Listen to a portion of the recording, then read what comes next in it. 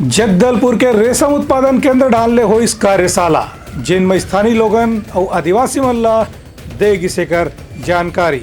बस्तर क्षेत्र के रेशम उत्पादन करने वाला आदिवासी किसान मन के जानकारी में विस्तार करे बर आज जगदलपुर के क्षेत्रीय रेशम उत्पादन अनुसंधान केंद्र डाहर ले एक दिन की कार्यशाला के आयोजन करेगी। इस कार्यशाला के उद्घाटन करत संस्थान के निदेशक डॉक्टर NB चौधरी और रमेश चंद्र दुग्गा मुख्य वन संरक्षक कहिन कि बस्तर में कोसा के उत्पादन के बहुत अच्छा संभावना है।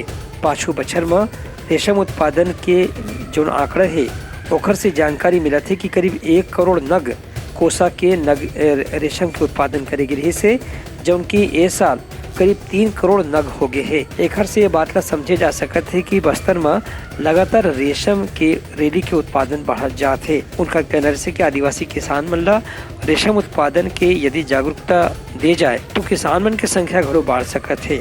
एक कार्यक्रम में उद्यानिकी महाविद्यालय के प्राचार्य डॉक्टर गणेश प्रसाद नाग रेशम के खेती के साथ में दूसर फसल उगाए बर घरो जोर दिन। Bureau report Uttarakhand news.